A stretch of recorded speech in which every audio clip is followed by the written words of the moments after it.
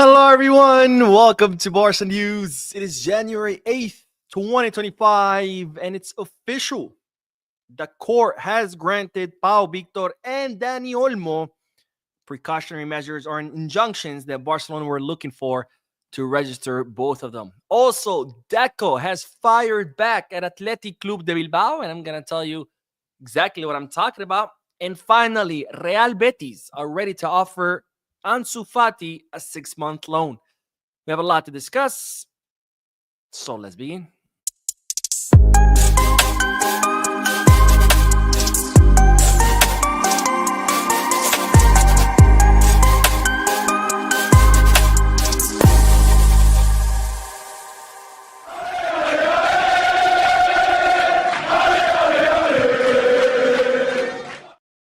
Hello, everyone. Welcome to the channel. My name is Mo, and this is the Barca News Live podcast, which is on every Mondays, Wednesdays, and Fridays, where we discuss Barcelona news, and then I also get to interact with you lovely people in the chat section by reading your comments, answering your questions, and getting that discussion going. For those of you who'll be watching when the podcast ends, I will be putting timestamps in the description and chapters in the timeline, in case you do want to skip through all the discussion and just get straight into the news. Having said all that, make sure to hit the like button, subscribe to the channel, drop a comment. If you are looking for any Barcelona jerseys or merchandise, make sure to hit the Goal Kids, Key Bag, or Fanatics. If you are looking to place any sports bets, make sure to bet us. All links are down below in the description. And now let's begin with the news. Let's begin with good news. Since there's been so much bad news lately, let's start with good news because, ladies and gentlemen, Barcelona are through to the Spanish Super Cup final after defeating Athletic Club de Bilbao 0-2 with goals of Gavi and Lamine Yamal, with Lamine Yamal's goal being an assist from Gavi. Really good, special night for Gavi.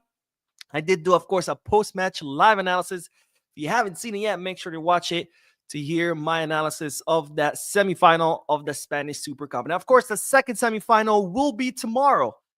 Between Real Madrid and Mallorca, and tomorrow we'll find out who will Barcelona face in the final of the Spanish Super Cup on Sunday. Now, this was not the only good news to celebrate today, which is Barcelona's win, but there was more good news because today, ladies and gentlemen, the court granted Barcelona's injunction in order to temporarily register Dani Olmo and Pau Victor. Now, I explained this in detail in yesterday's video, which in regards to the injunction, as you know, there's currently a lawsuit between Barcelona and La Liga, where Barcelona are arguing that the rule, the financial fair play rule that La Liga used to prevent the registrations of Dani Olmo and Pau Victor is not clear, and it can be interpreted in two different ways. It can be interpreted, which La Liga's saying that's the correct interpretation. It can be interpreted as any player cannot be registered twice in the same season.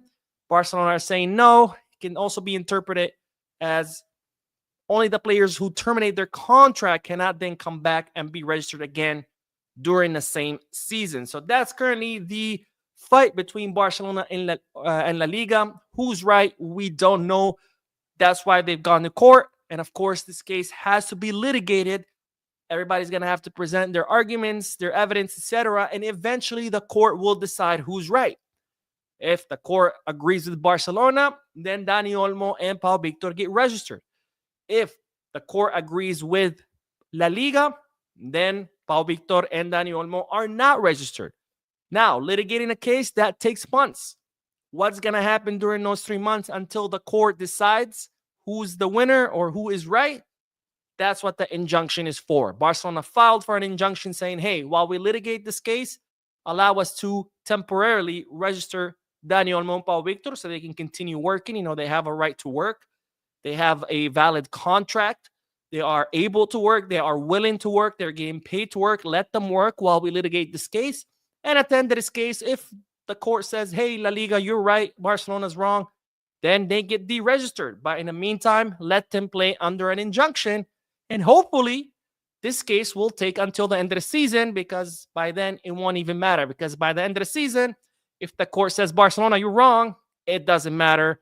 Summer transfer market will be open. Barcelona will be able to register Dani Olmo and Pau Victor the normal way, and they wouldn't be prevented from doing so under the rule because now it's a new season. So good news on that from Pau Victor and Dani Olmo granted the injunction. We'll see how long it takes for the actual registration to kick through. Because as you know, today was they were still not registered. That's why they didn't play in a semifinal.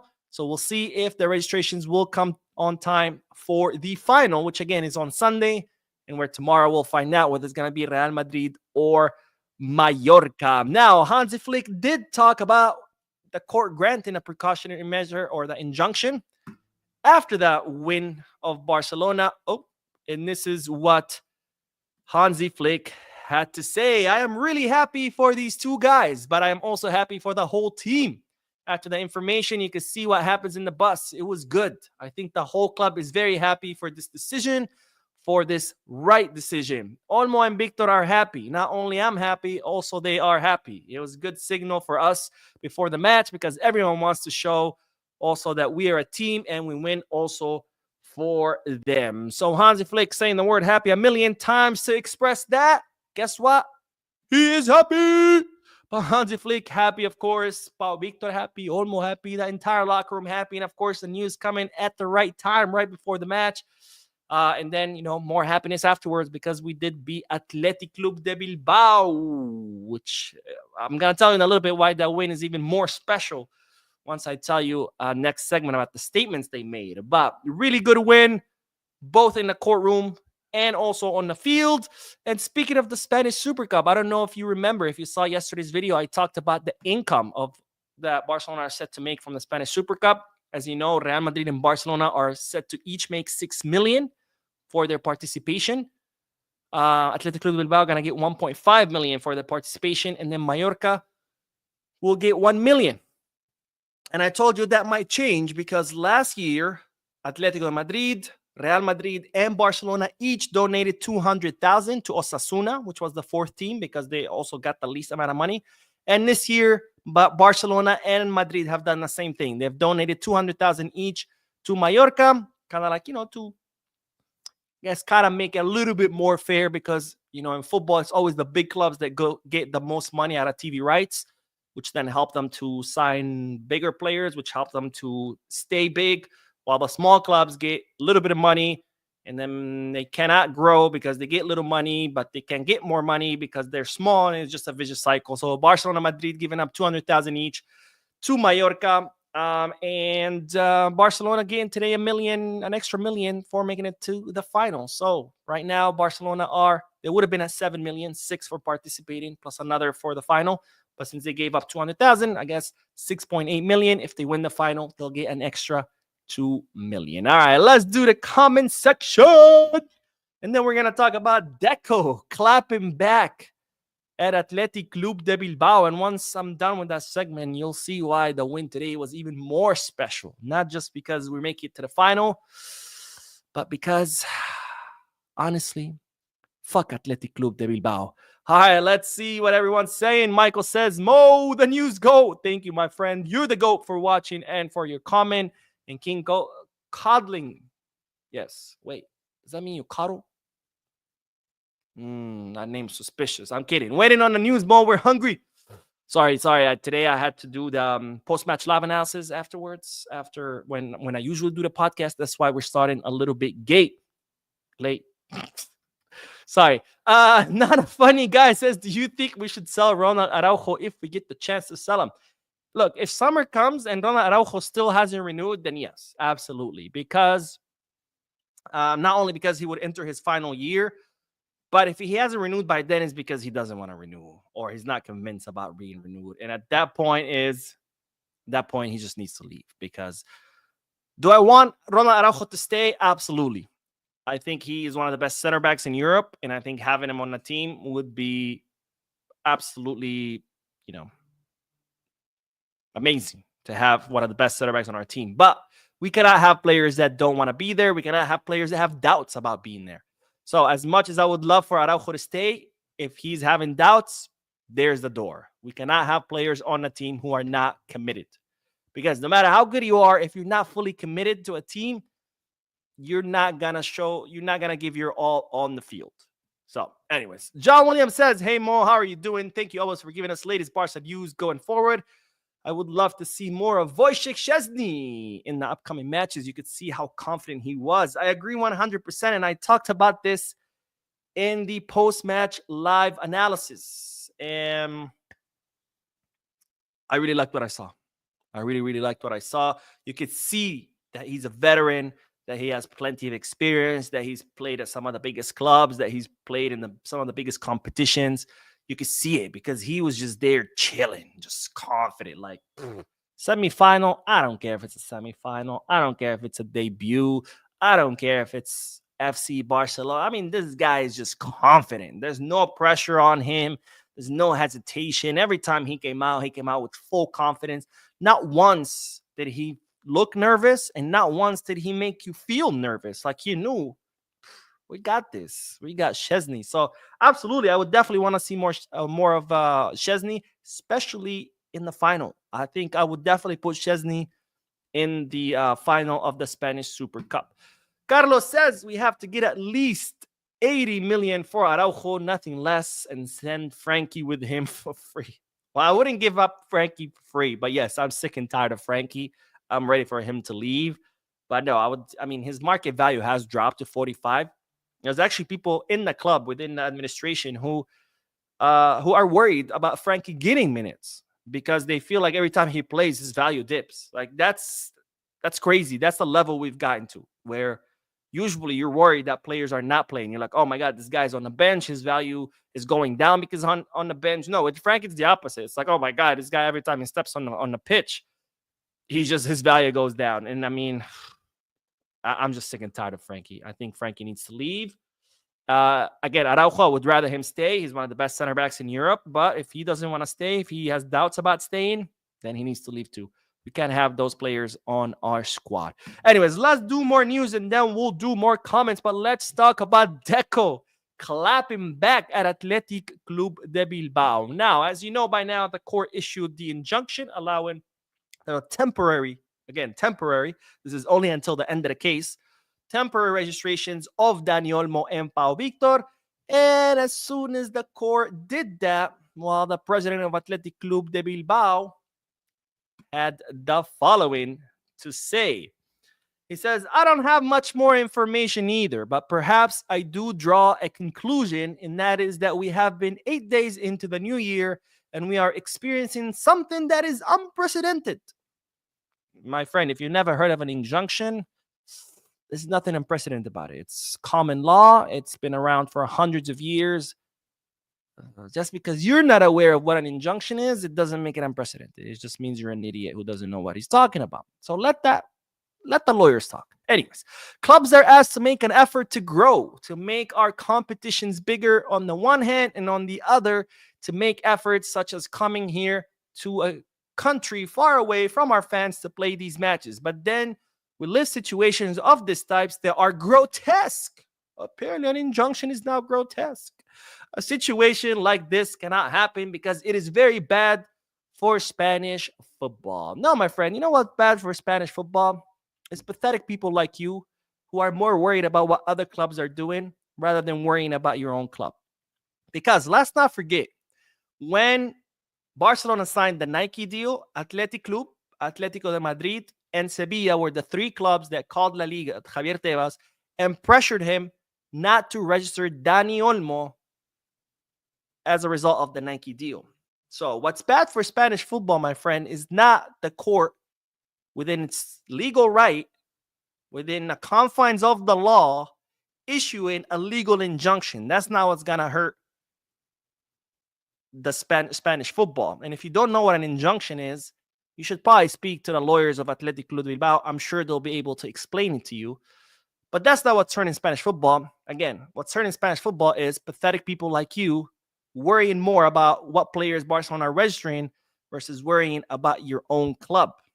Because actually, La Liga benefits from having players like Dani Olmo playing it, because since the departure of Messi and Penaldo, La Liga has lacked a lot of luster and stars, but with a lot of them leaving to leagues like the Premier and the Bundesliga, especially with La Liga having the most strict financial fair play rules in all of Europe, a lot of the talent and the stardom has migrated away from Spain to other leagues, and La Liga is hurting. That's why when Mbappe came, it was such a huge deal because finally we were seeing at least another big name come to La Liga rather than go away from La Liga. So La Liga actually benefits from having players like Dani Olmo. Now, don't get me wrong. What John Laporta has done is absolutely mind blowing. His blunder was mind blowing. But nonetheless, what the court has done is totally legal. And following the law is not going to hurt the Spanish league. What's going to hurt Spanish league is not having players like Dani Olmo be able to play. Because guess what? If Dani Olmo leaves, he's not going to leave to another La Liga club. He's going to leave to another league, which means that La Liga will continue to lose stars. And if La Liga continues to lose stars, they continue losing sponsorships, revenue, TV rights, etc. And guess who's going to be hurt the most? Barcelona? No. Madrid? No, because the more viewership La Liga loses, sure, Barcelona and Madrid might feel the pinch a little bit, but they're still multinational clubs. They still have fans all over the world, and those fans will still buy the merchandise. They'll still watch the games. It's pathetic clubs like yours that are going to hurt the most from the decrease in TV viewership. So stay in your lane and worry about what your club is doing. Now, Deco, of course, did not stay quiet. He was asked about these statements, and this is what the sporting director had to say. I am happy for the players. It has been a difficult few days because both want to play and they have traveled for this reason. We are satisfied and pleased because our position has been validated, and that is what matters. Now, when he's asked about the statements of the president of Athletic Club Bilbao, he said he needs to worry about himself. Each club has its own problems and challenges. We are trying to do things as best as possible from our end. The issue of right or wrong is a matter of justice, and if we are validated in our stance, it's for a reason. So I repeat, he needs to worry about himself. Well said, Deco. In a very polite way, pretty much telling the president of Athletic Club de Bilbao, mind your fucking business, my friend. Anyways, that is the segment. Let's get back to the chat section, and then we will talk about Ansu Fati and the possibility of him going to Real Betis. All right, let's see. Where did we leave off? CJVP. I feel like I'm going to spell him B. It says, those of you saying Szczesny should start at Delusional, you'll realize he's 35, right? Okay. So Buffon was starting at 42 years old. What's your point? Have you seen his performance today? If not, I recommend you rewatch the match. Just because he's 35 doesn't mean that all of a sudden he sucks. He's a goalkeeper. After all, goalkeepers can play into their 40s because they're not running.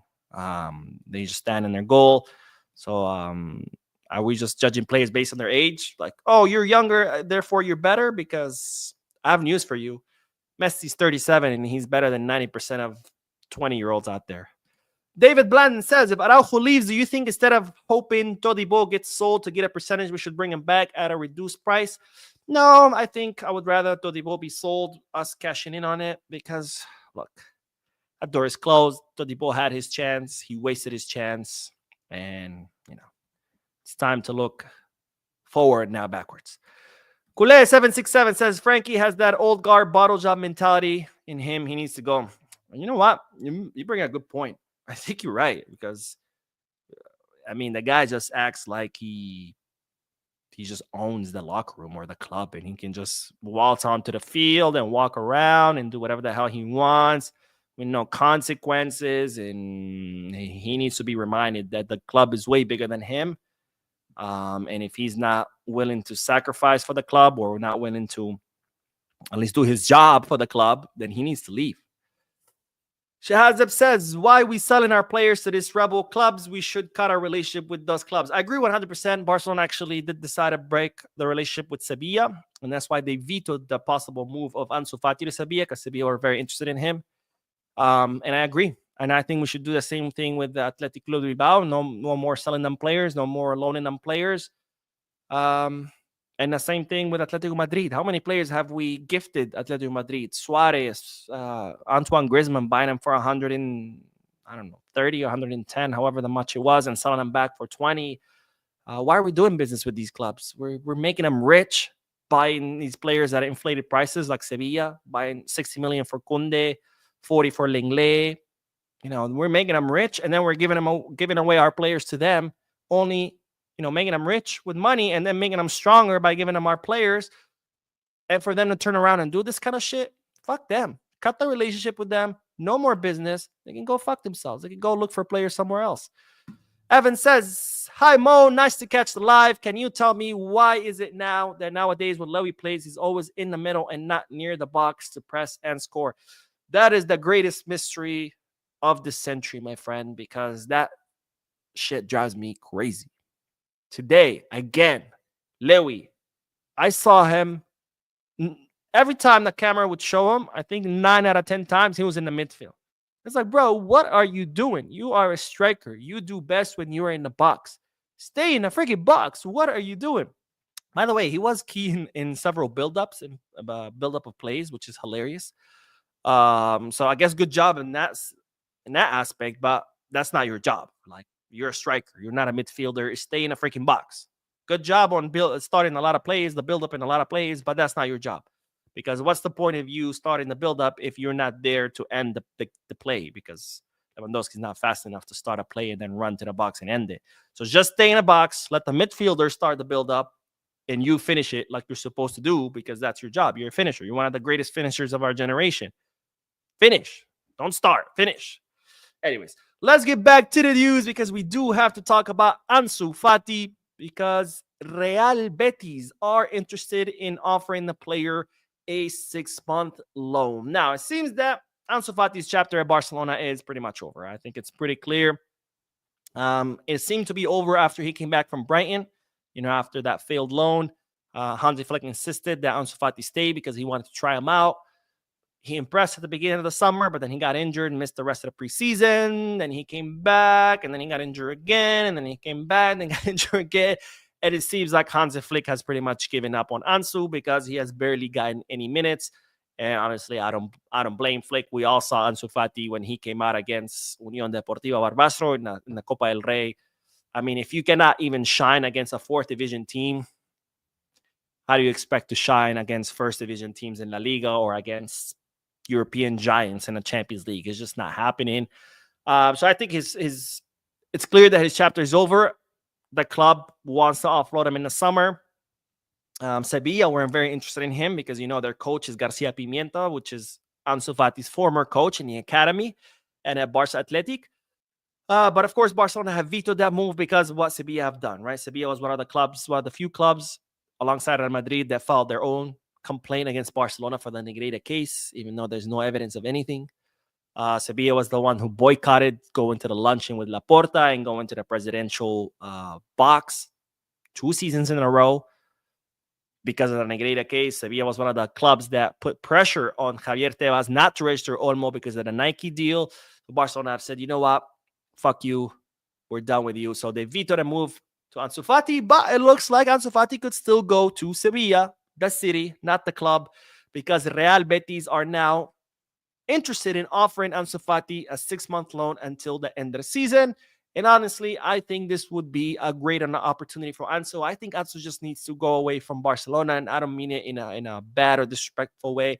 I think Ansu needs a fresh start, and he's not gonna get at Barcelona. So much has happened, from his incredible debut, all the promise that he brought, all the different injuries, the surgeries, the recovery, the agony, the failed loans. He's just been through so much at Barcelona. I think he needs a fresh start. I think he needs to go to another club, just start from zero, clear his mind, get away from everything that happened at Barcelona, and be at a club that has less expectations and less pressure on him. Because right now what he needs minutes. He needs to find his form. He needs to find himself. He needs to start enjoying the sport once again, because if you cannot enjoy playing football, you're never going to be good. It's just the reality. You have to enjoy what you do. And right now, Ansu Fati doesn't seem like he enjoys it. When he comes on the field, it doesn't seem like he's enjoying himself. And I think it's because there's so much pressure. So I think it's better that he goes somewhere else where there's not much pressure, not much expectation, get a fresh start getting minutes, start rediscover himself, rediscover his love for football. And I think this will be a great opportunity for him at Real Betis for the next 6 months. Now, of course, Barcelona have put it entirely in the hands of Ansu Fati. They're not saying, no, you can't take him. They're saying pretty much, look, there's this opportunity.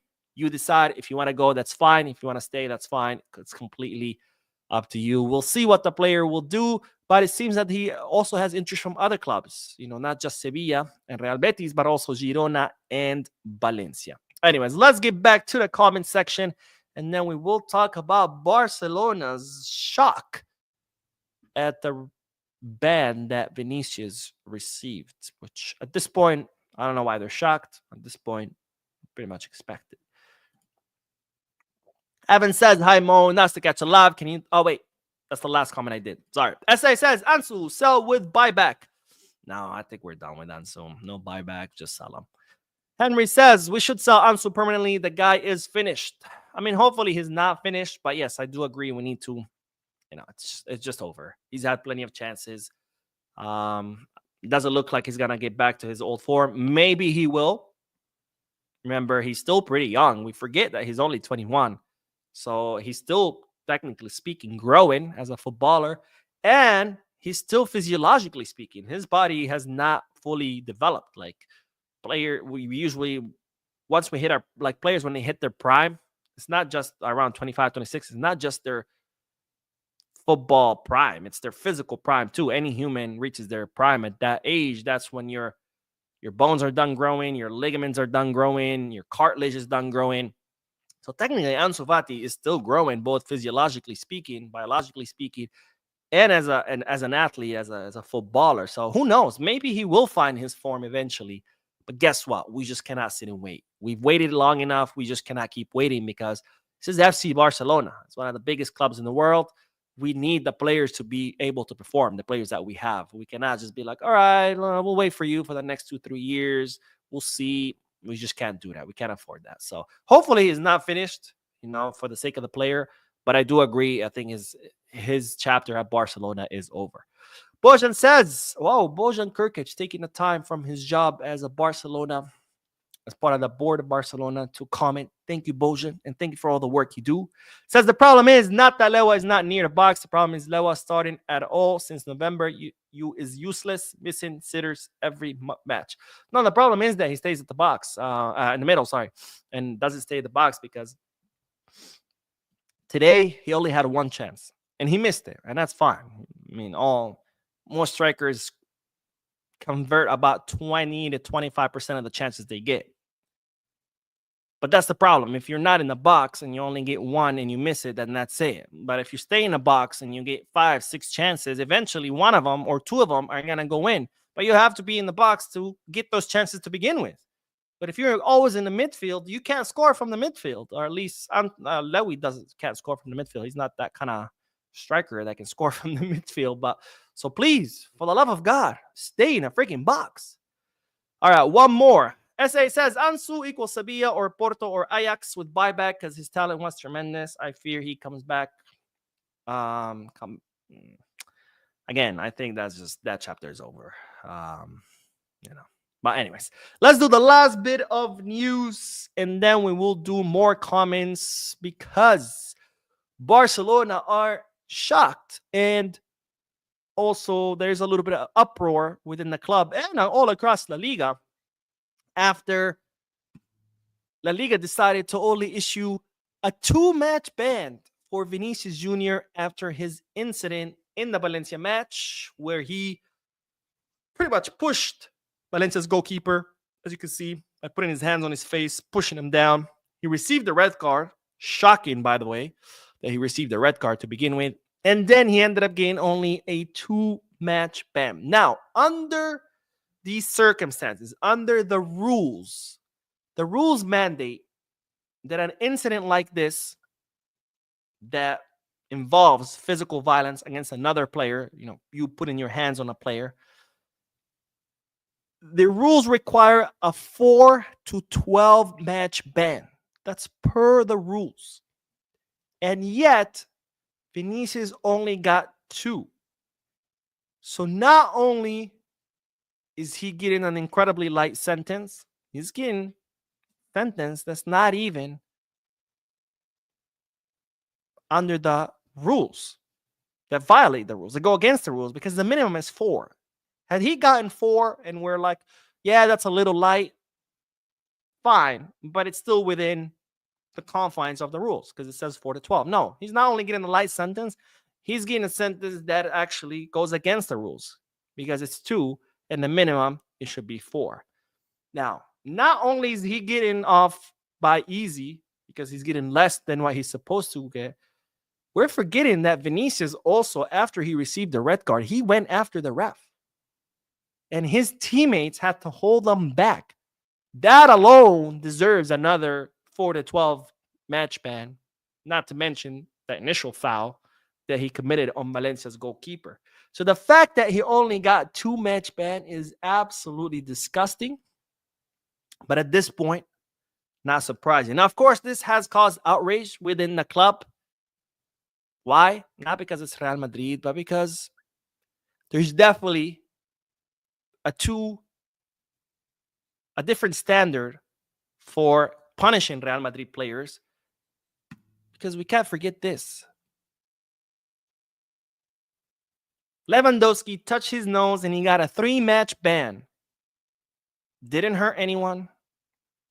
Didn't assault anyone. Didn't beat up anyone. Didn't go after the ref and try to beat him up. Just this. And he got a 3-match ban. But Vinicius Jr.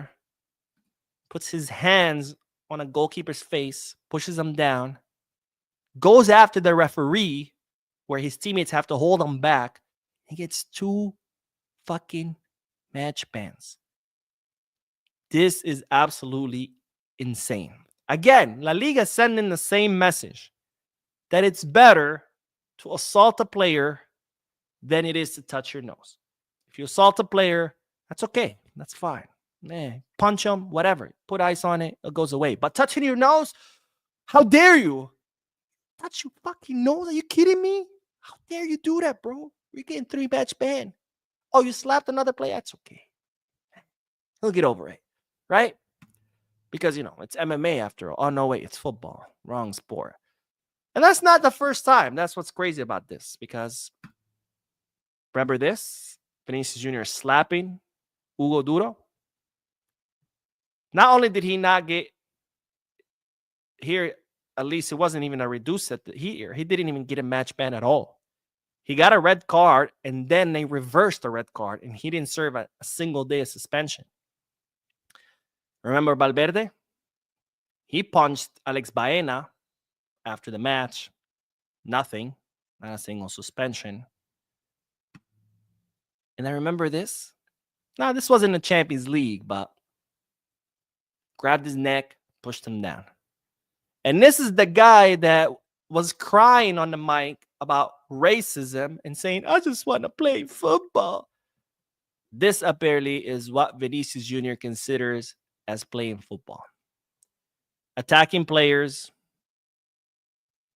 attacking referees, going after fans, going after opposing coaches. This is the guy who Madrid fans were so upset when he didn't win the Ballon d'Or because they said, oh, he's an example. Is this an example?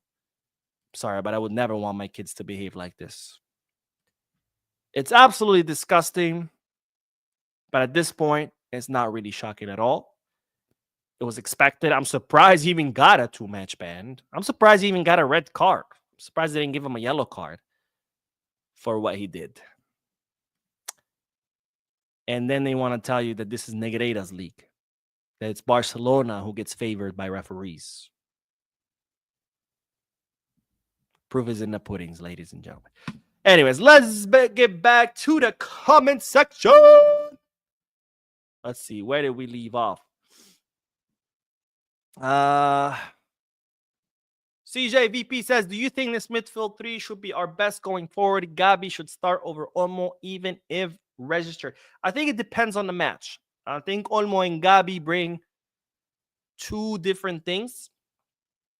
So it really just depends on the match. If it's a match where you're playing against a team that you know is going to be defending with a lot of players, maybe a low block, I would prefer Olmo because Olmo, with his passing, can unlock those low block defenses.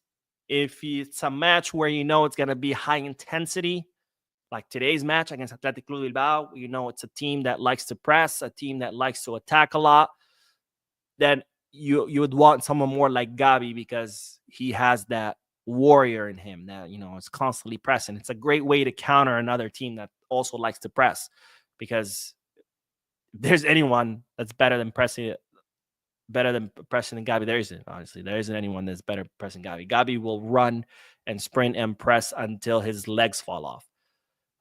So it just depends on the kind of match. I think the two players bring different things, and it just depends who your opponent is. Humaro says, AJ Conte from Sierra Leone, Barca will win Super Cup this season. I hope so, my friend. I hope so. But of course, you cannot count your chickens before they hatch. We still have a final to play, but I really hope we do. Matt says, wait, what's wrong with touching your nose? Apparently, it's so horrible, so horrific, that it deserves a 3-match ban. As I said, FIFA should do the biggest investigation on La Liga quietly. All the grease will find out on floats to the surface will break the internet forever. I doubt it, because at the end of the day, La Liga is still one of the most profitable leagues in the world. I think they're third now. They used to be first. They dropped behind the Premier League. Now they've even dropped behind the Bundesliga, because when you're ran by a clown like Javier Tebas, that's what happens, right? But it's still the third highest, most profitable league in the world out of, I don't know how many leagues are out there, 150, 200. And if you go after La Liga, FIFA goes after La Liga, and that ends up, opening a whole can of worms, and then ends up affecting the revenue that La Liga makes. Guess who also misses out on that revenue? FIFA, right? And UEFA. And God forbid any of those two, that their revenue gets affected, because they love their money. Shazab says, thank God French football didn't give the Ballon d'Or to this racism card player. Yeah, I mean, honestly, I'm surprised he got FIFA's best, because, again, an athlete should not just be judged on the goals and assists that he provides. He should also be judged how he behaves, at least on the field. Like we say, athletes should behave themselves on and off the field, but at least on the field, because all these incidents with Vinicius, they're not happening at the club or at the bar where he's getting into fights and you're like, all right, whatever, at least on the field, he's a great athlete. No. All this is happening on a freaking field. This guy's acting like a clown in stadiums full of millions of people, well, thousands of people, and in front of TV cameras where millions of people are watching. And apparently that behavior, acted like an absolute clown, no respect, no manners. Apparently that should be rewarded according to FIFA. That's, bravo. Everybody should act like that. Omar says, Mr. Man, I really enjoyed your program. It's so amazing. Keep it up. You are the best analyst in Spain. Thank you, my friend. I'm actually not in Spain, but thank you. I appreciate your comment, and I appreciate you watching. And with that, ladies and gentlemen, we will end this podcast. Again, I did do the post-match live analysis. If you haven't seen it, make sure to watch it. I'll also be posting another video in a little bit, because there is more news that I couldn't just fit in the podcast. Otherwise, this podcast would have been a million hours long. So stay tuned to the channel, because there's another video coming out. Don't forget to hit the like button, subscribe to the channel, drop a comment, and as always, Visca Barça.